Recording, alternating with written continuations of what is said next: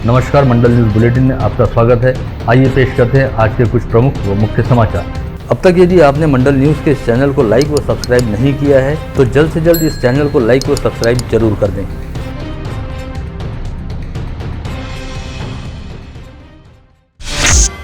चूंकि अब धीरे धीरे कोविड संक्रमण का असर खत्म हो रहा है तथा तीसरी लहर की संभावना भी फिलहाल दिखाई नहीं दे रही, ऐसे में राज्य सरकार द्वारा अब अनलॉक की प्रक्रिया को और आगे बढ़ाते हुए तय किया गया है कि समूचे राज्य में आगामी 4 अक्टूबर से शालाएं, 7 अक्टूबर से सभी धार्मिक स्थल व 22 अक्टूबर से टॉकीज व नाट्यगृहों को खोल दिया जाएगा। पता चला है कि सरकार द्वारा जल्द ही इस संदर्भ में आवश्यक घोषणा की जा सकती है। इससे पहले राज्य सरकार द्वारा स्कूलों व धर्मस्थल को खोलने को लेकर निर्णय लिया गया, जिसके तहत 4 अक्टूबर से कोविड प्रतिबंधात्मक नियमों का पालन करते हुए शालाओं को खोलने के साथ ही नवरात्रि के पहले दिन यानी घट स्थापना वाले दिन 7 अक्टूबर से राज्य के सभी धार्मिक स्थलों को भी खोलने का निर्णय लिया गया है। वहीं खुद मुख्यमंत्री उद्धव ठाकरे द्वारा आगामी 22 अक्टूबर से राज्य के सभी टॉकीजों व नाट्यगृहों को खोलने देने की अनुमति दिए जाने का फैसला लिया गया है, जिसकी विस्तृत कार्य पद्धति यानी एसओपी तैयार करने का काम जारी है, जिसे लेकर जल्द ही घोषणा की जाएगी।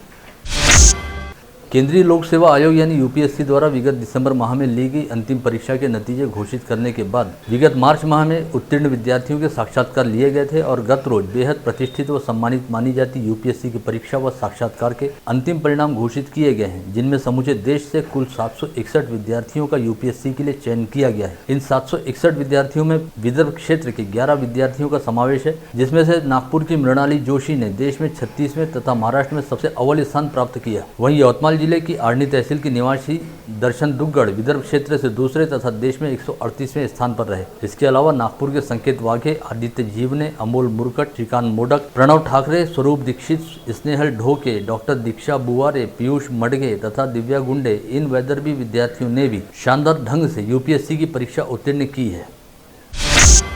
अधिकृत लेखा परीक्षक की नियुक्ति हेतु पात्रता संबंधी विहित आदेश में सुस्पष्ट उल्लेख का अभाव रहने के चलते कई वाणिज्य पदवीधर संत गाड़गे बाबा अमरावती विद्यापीठ में अधिकृत लेखा परीक्षक की नियुक्ति से वंचित थे। इस बात को ध्यान में रखते हुए राज्य की महिला व बाल विकास मंत्री तथा जिला पालक मंत्री यशोमती ठाकुर ने आवश्यक संशोधन के तमाम प्रयास किए, जिसकी वजह से विहित आदेश में सुधार किया गया और अमरावती विद्यापीठ के वाणिज्य पदवीधर विद्यार्थियों को काफी हद तक राहत मिली है।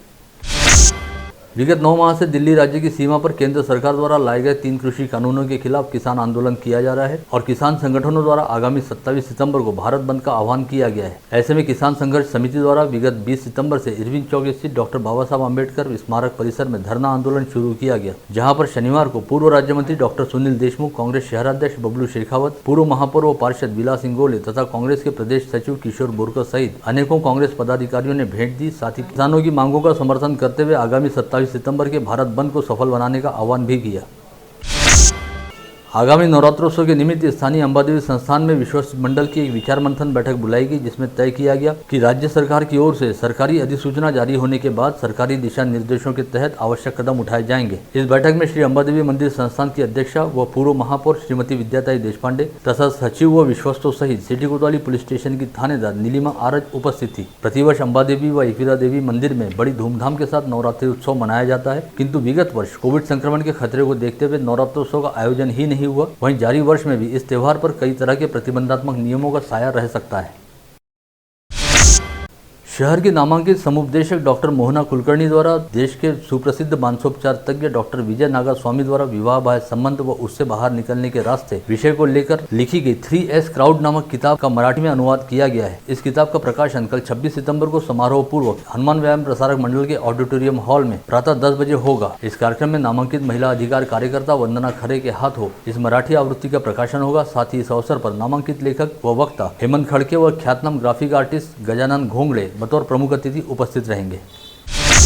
विगत 26 जनवरी से चल रहे टीकाकरण अभियान के तहत अमरावती जिले में अब तक 14,27,490 तथा समूचे संभाग में 55,03,864 प्रतिबंधात्मक डोज लगाए जा चुके हैं। साथ ही अब भी सैकड़ों टीकाकरण केंद्रों पर रोजाना हजारों लाभार्थियों को टीका लगाए जाने का काम चल रहा है। गत रोज जिले के 110 टीकाकरण केंद्रों पर कुल 12,779 लोगों ने कोविड प्रतिबंधात्मक वैक्सीन लगाई। वहीं संभाग के 5 जिलों में गत रोज 518 टीकाकरण केंद्रों पर 43,069 लोगों ने इस वैक्सीन का टीका लगवाया।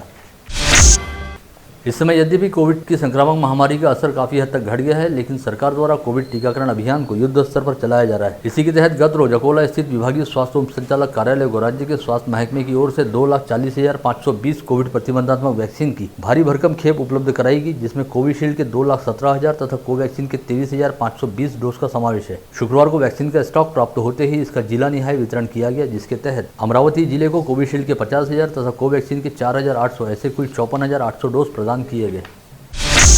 विगत कुछ दिनों से अमरावती शहर से जिले में भले ही कोविड संक्रमण की रफ्तार सुस्त दिखाई दे रही है और माना जा रहा है कि कोविड संक्रमण का खतरा पूरी तरह से टल गया है, लेकिन जहां एक और ग्रामीण क्षेत्र में कोविड संक्रमित मरीज पाए जाने का प्रमाण घट गया है, वहीं दबे पांव से शहरी क्षेत्र में कोविड संक्रमण का खतरा धीरे धीरे बढ़ता दिखाई दे रहा है। इस समय जिले में कुल 14 एक्टिव पॉजिटिव मरीज हैं, जिनमें से 13 मरीज अमरावती मनपा क्षेत्र के निवासी हैं और केवल एक मरीज जिले के ग्रामीण इलाके से वास्ता रखता है। वहीं शनिवार को लंबे समय बाद एक दिन के दौरान 5 कोविड संक्रमित मरीज पाए गए और ये पांचों ही संक्रमित अमरावती मनपा क्षेत्र के निवासी हैं। सबसे खास बात यह रही कि शनिवार को संक्रमित पाए गए पांचों मरीज फीमेल यानी महिला हैं, जिनमें 2 वर्ष की एक बच्ची का भी समावेश है। जिले में अब तक कुल 96,728 कोविड संक्रमित पाए जा चुके हैं, जिनमें से 95,118 मरीज कोविड मुक्त हो चुके हैं। इस समय जिले में कुल एक्टिव पॉजिटिव मरीजों की संख्या 14 है, जिनमें मनपा क्षेत्र के 13 तथा ग्रामीण क्षेत्र के 1 मरीज का समावेश है, जिसमें से इस समय 7 मरीजों का कोविड अस्पताल में इलाज चल रहा है। साथ ही मनपा क्षेत्र में 6 तथा ग्रामीण क्षेत्र में 1 मरीज होम आइसोलेशन में रखे गए हैं।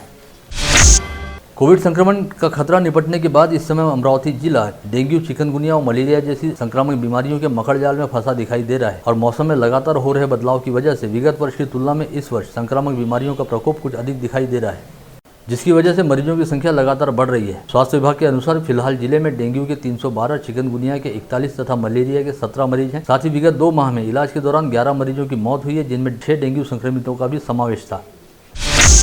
2 दिन पूर्व एक अल्पवयीन लड़की के साथ दुष्कर्म किए जाने के मामले को लेकर गिरफ्तार किए गए अरुण जौनजाल आरोपी ने वलगांव पुलिस स्टेशन में आत्महत्या कर ली थी। पश्चात मामले की जांच करते हुए सीआईडी द्वारा वलगांव पुलिस थाने पहुंचकर मामले से संबंधित दस्तावेज और थाने में लगे सीसीटीवी कैमरों को अपने कब्जे में लिया गया और अल्पवयीन लड़की एवं उसके परिजनों का बयान भी दर्ज किया गया। वहीं दूसरी ओर शहर पुलिस आयुक्त डॉक्टर आरती सिंह ने शुक्रवार को वलगांव पुलिस थाने के और 3 पुलिस कर्मचारियों को निलंबित कर दिया। साथ ही इससे पहले घटना के तुरंत बाद सीपी डॉक्टर आरती सिंह ने ड्यूटी पर तैनात एक महिला पुलिस कर्मचारी को निलंबित किया था। निलंबित किए गए पुलिस कर्मचारियों में महिला पुलिस सिपाही ज्योत्सना सोलंके, पीआई के राइटर सागर गोगाटे, घटना वाले दिन कर्तव्य पर तैनात ड्यूटी ऑफिसर मोहन सानप व विष्णु चौहान का समावेश है। राज्य सरकार ने हाल ही में कई आईपीएस अधिकारियों और पुलिस अधिकारियों के तबादले कर उन्हें एक जगह से दूसरी जगह भेजा था, जिसके तहत अमरावती पुलिस आयुक्तालय में कार्यरत पुलिस उपायुक्त शशिकांत सातव को अमरावती ग्रामीण में एएसपी पद पर भेजा गया है और उनके स्थान पर मुंबई से आए डीसीपी एमएम मकानदार ने अपना पदभार संभाला। इसके साथ ही अब तक अमरावती ग्रामीण में डीवाईएसपी पद पर कार्यरत पूनम पाटिल का तबादला शहर पुलिस आयुक्तालय में एसीपी एडमिन पद पर किया गया। उन्होंने भी आज अपना पदभार संभाल लिया। चांदूर बाजार में रहने वाले मोहम्मद अयान मोहम्मद सलीम नामक 7 वर्षीय बच्चे को बीमार रहने के चलते पीडीएमसी के बाल रोग में भर्ती कराया गया था और वार्ड नंबर 10 के आईसीयू में उसका इलाज जारी था, जहां पर शुक्रवार की शाम इलाज के दौरान इस बच्चे की मौत हो गई। जिसके बाद संतप्त परिजनों ने डॉक्टरों पर इलाज में लापरवाही बरतने का इल्जाम लगाते हुए आईसीयू वार्ड में जाकर जमकर तोड़फोड़ की, जिसकी वजह से ड्यूटी पर तैनात डॉक्टर व स्वास्थ्य कर्मियों में हड़कंप मच गया। इस समय कुछ कर्मचारियों के साथ मारपीट भी की गई। मामले की जानकारी मिलते ही गाड़गनगर पुलिस का दल तुरंत मौके पर पहुंचा और मृतक बच्चे के संतप्त परिजनों को समझा बुझाकर शांत किया गया। अस्पताल प्रबंधन की शिकायत पर गाड़गनगर थाना पुलिस ने तोड़फोड़ करने वाले लोगों के खिलाफ अपराध दर्ज किया है। मामले की जांच जारी है।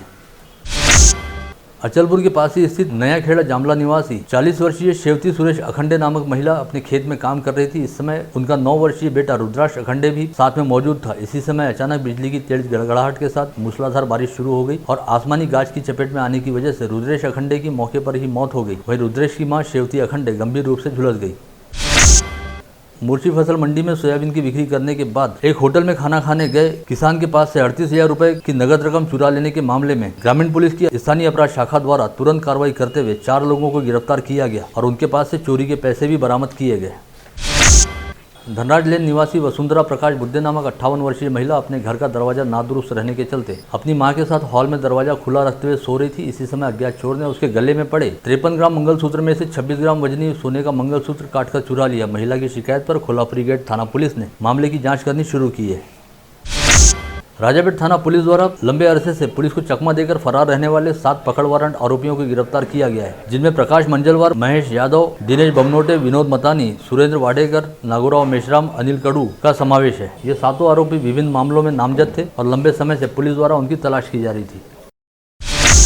राष्ट्रीय चर्मकार महासंघ के 27वें वर्धापन दिवस के अवसर पर शाम चौक में घटाई कामगार आघाड़ी शाखा के फलक का उद्घाटन गणमान्यों के हाथों किया गया। इस समय संगठन के जिलाध्यक्ष नीलेश जामठे द्वारा समाज बंधुओं को एकजुट व मजबूत करने का संकल्प व्यक्त किया गया। विगत 15 सितंबर को अरिंगा पतिंगे पवार ने विष प्राशन कर आत्महत्या की थी, जिसके बाद आदिवासी फासे पारधी समाज संगठन द्वारा एक पत्रकार परिषद बुलाते हुए कहा गया, अरिंदा पवार को विजय रूपवाने नामक व्यक्ति द्वारा आत्महत्या के लिए प्रोत्साहित किया गया, अतः विजय रूपवाने के खिलाफ धारा 306 के तहत अपराध दर्ज करते हुए उसे गिरफ्तार किया जाए। शिवसेना के दरियापुर तहसील प्रमुख गोपाल अरवट के नेतृत्व में लोक निर्माण विभाग के उप विभागीय अभियंता संदीप देशमुख को निवेदन सौंपते हुए कहा गया कि दरियापुर से लासुर महसांग रास्ते का निर्माण 1 वर्ष पूर्व किया गया था, किंतु किसानों के खेतों से रास्ते की ऊंचाई 6 फीट रहने की वजह से किसानों को अपने खेतों में जाने के लिए रास्ता ही नहीं है। ऐसे में किसानों का नुकसान हो रहा है, अतः 27 सितम्बर तक इन किसानों को अपने खेतों में जाने के लिए रास्ता बनाकर दिया जाए।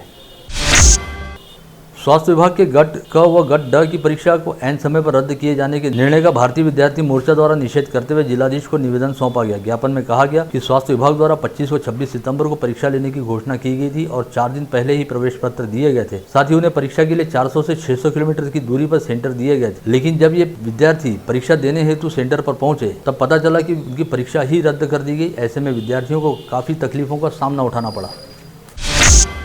महावितरण द्वारा इस समय बिजली बिल वसूली अभियान शुरू किया गया है, जिसमें उपभोक्ताओं की सुविधा के लिए और उनके बिजली कनेक्शन न काटे जाए, इस हेतु परिमंडल अंतर्गत अमरावती व यवतमाल जिले के सभी बिजली बिल केंद्र अवकाश के दिन भी शुरू रहेंगे। उक्ताशय की जानकारी देते हुए महावितरण के अमरावती परिमंडल कार्यालय द्वारा सभी विद्युत उपभोक्ताओं से समय पर बिजली बिल अदा करते हुए महावितरण के साथ सहयोग करने का आह्वान किया गया है। आप देख रहे थे मंडल न्यूज बुलेटिन। हमारे चैनल को लाइक करें, शेयर करें और हाँ, सब्सक्राइब करना ना भूलें। कल होगी आपसे फिर मुलाकात, तब तक के लिए धन्यवाद।